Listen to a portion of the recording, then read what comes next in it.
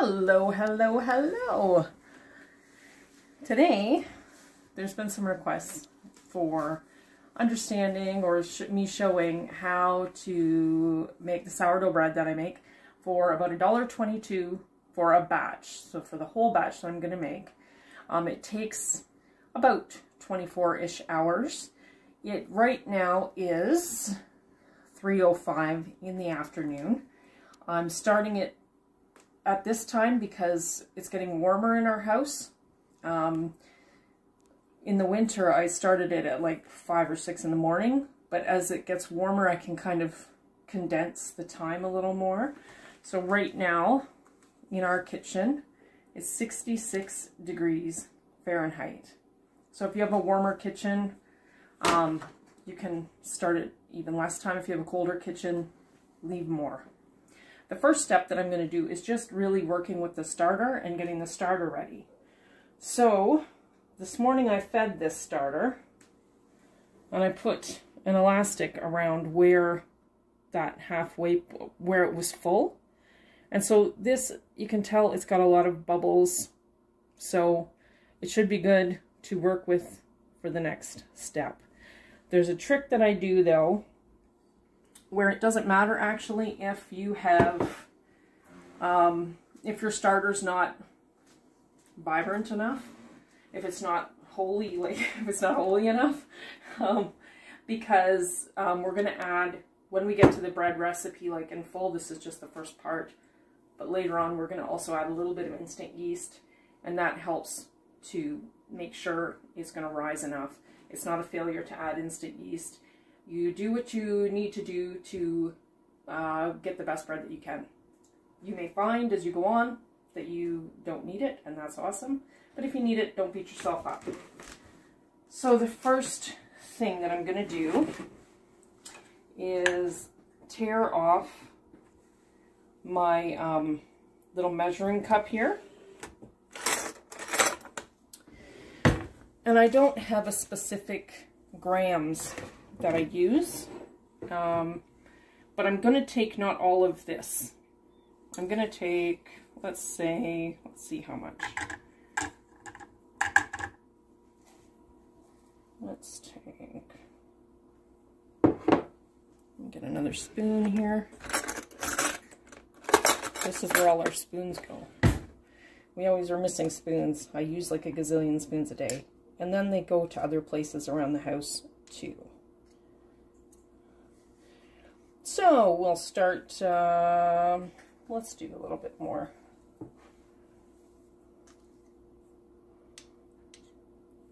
So 64 grams.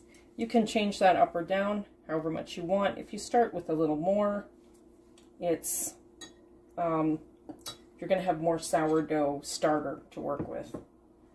And so I'm just going to take 64 grams, we'll remember that number, and put it in my big old bowl. 64 grams.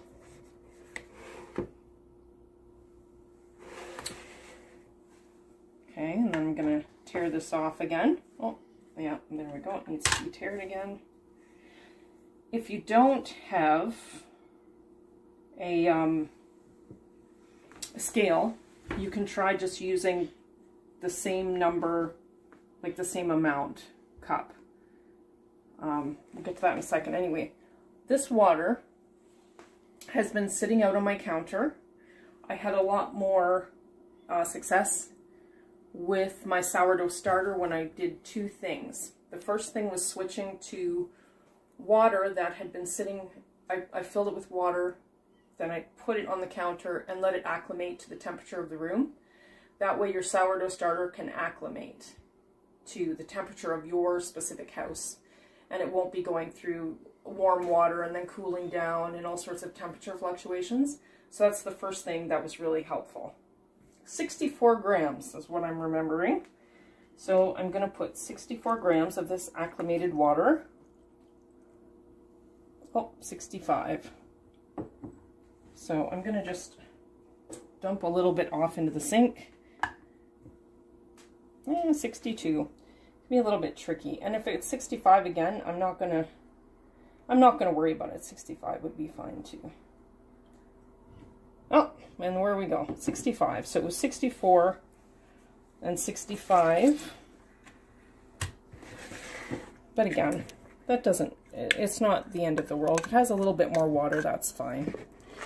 And then you just want to kind of mix this up a little. And you can already see where it's starting to get bubbly, and that's a good sign. And if you were here, you could smell it. It's a bit like beer. It kind of smells like a beer. I am going to switch out. I'm getting my hands wet, my fingers wet, because that's a good way to take this off without having it stick to your fingers. I'm going to switch to a big spoon.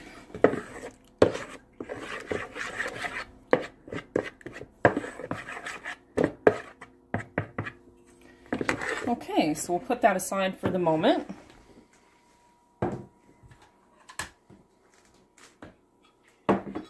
Just putting the sourdough starter back. Okay. And where do you get the sourdough starter?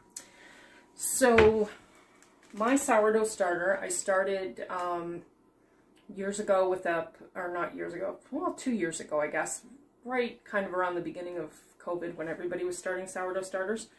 I started it with potato water, and then I kind of worked with all-purpose flour in my starter for a year and a half, and I always struggled with my starter. It wasn't like what the starters look like on the videos that I've been watching, but I always found a use for it.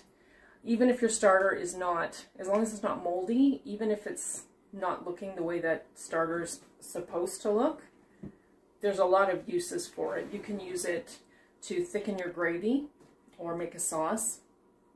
All you need to do then is start with both cold starter and cold liquid. So if you're making a gravy, you would start with your broth cold and your sourdough starter discard cold and whisk it up together and then heat it up, and it'll thicken it really nice. And that's the same cheese sauce. Start with your milk and your starter cold. You can also, even if it's not, again, looking the way it's supposed to look, you can also use it in any discard recipes for pancakes, lots of different muffin recipes. So you never have to be concerned that you're going to be throwing out or wasting a lot of food with that. There are places online that you can buy sourdough starter. You can maybe do a Google search for sourdough starters near me and see what comes up. I believe King Arthur has a sourdough starter for that you can buy. And if you're near Arkansas, Whispering Willow Farms just has a new sourdough starter called Otis. You could buy that. Or you could find a recipe for sourdough starting and work with it. Just remember that even your failures aren't failures. You can use that. It just might take a while to get into the know of what you're looking for. I'm going to tear off. Does that answer the question? Okay. I'm going to tear off this here, and our number was 64 grams. So we want 64 grams as well of flour. And so the second biggest change, other than the water, for the sourdough starter being successful was to switch from all-purpose flour to using whole rye flour. This made all the difference. Now my starter looks bubbly. It's often passes the float test, which my starter with all-purpose flour never passed the float test ever. And I'll show you what the float test is later as we get on to the next steps. But for now, we want 64 grams of whole rye flour, just to make sure that this is nice and well fed. So 66. So that's too much, but that's okay. We'll go down a little bit. 61. I have to go up a little bit. 6. Well, that'll work. 60, 64, 65, that'll work. So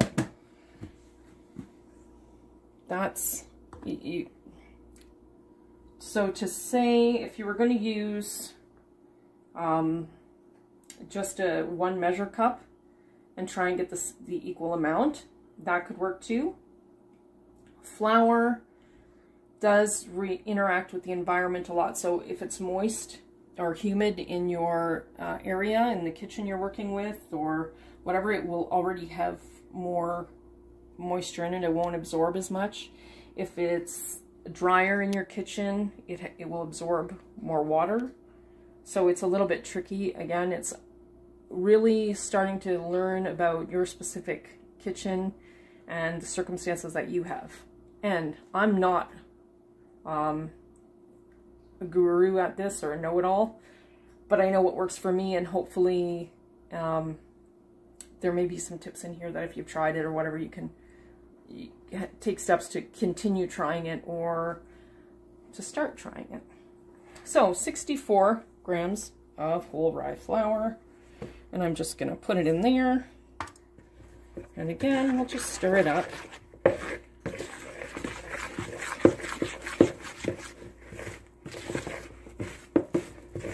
You don't need to have fancy bowls. You don't need to have a scale. You can just work with it. And this is what mine looks like right now. And I'm gonna again wet my hand with water so I can take the excess off and not have it stick to my fingers too much. That cuts down on waste as well.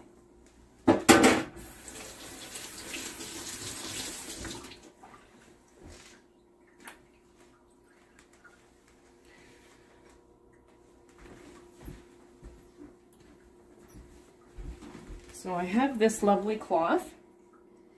It was my grandma's, and now it's mine. And so I use these cloths for my these towels for my bread and baking adventures, to kind of keep them clean from, you know, if you're doing dishes and some things maybe not as clean as it should be and it accidentally stains up your towels. I'm keeping these just for use with these, with my baking. So I'm going to wet this towel.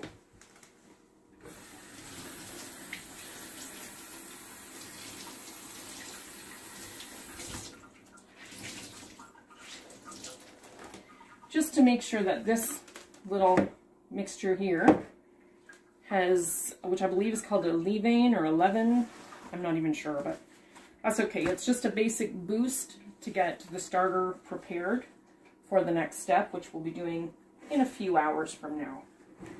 And I just cover it, and that's that. And we'll leave it for, well, I'll tell you the time it is when we get back to it, so that you can follow along with the times. And this is all the dishes that you have for now, and a spoon.